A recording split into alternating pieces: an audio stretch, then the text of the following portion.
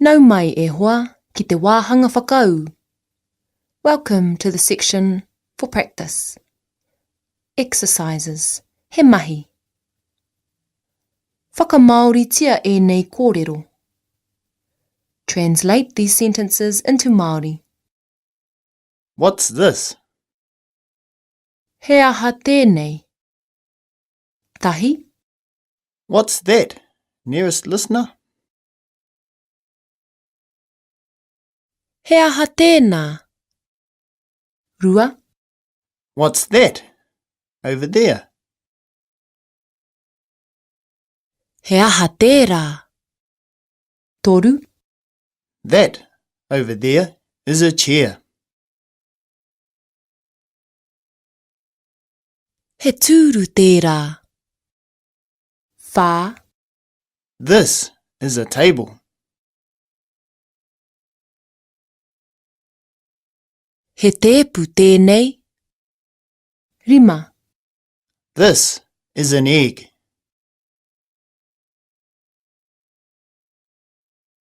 He hēki tēnei. Now try with a describing word added. Ono. That, nearest listener, is a brown horse.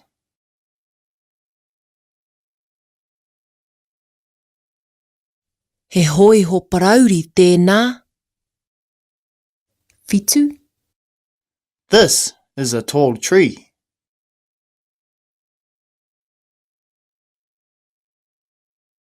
He rākau teitei tēnei. Waru. That, over there, is an old house.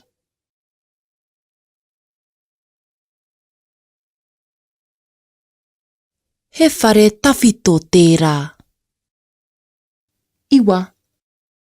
These are long tables.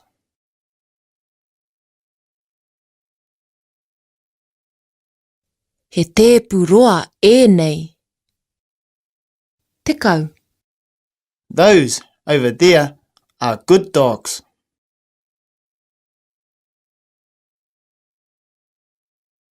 He kuri pai ērā. Whakarongo mai. Whakautua e nei pātai. Here are some questions to help you practice giving the number of objects. The number and object will be given in English, and then the question will be asked in Māori. Answer the questions. Kia kaha. Tahi. 1 apple. E whia ngā mea?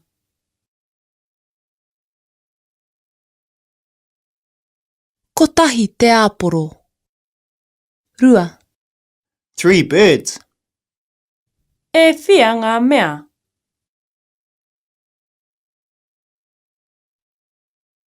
E toru ngā manu.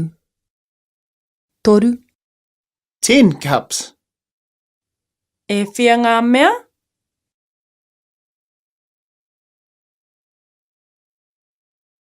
Tekau ngā kapu.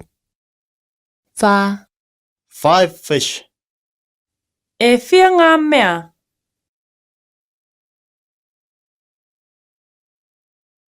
E rima ngā ika.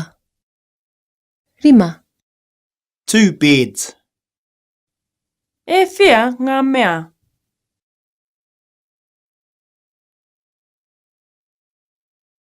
E rua ngā moenga.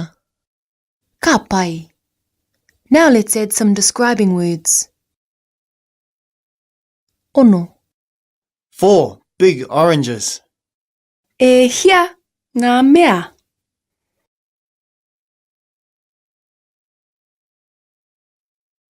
E whā ngā ārani nui. Whitu.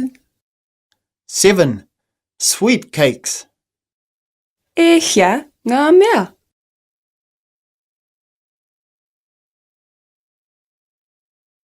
E whitu ngā keke reka. Waru. 10 long seats. E hia ngā mea?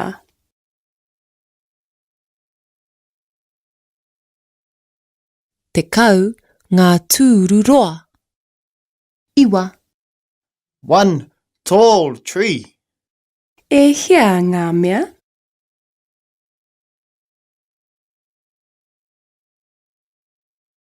Kotahi te rākau teitei.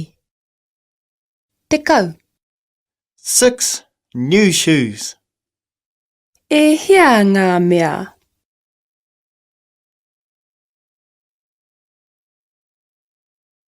E ono ngā hūhou.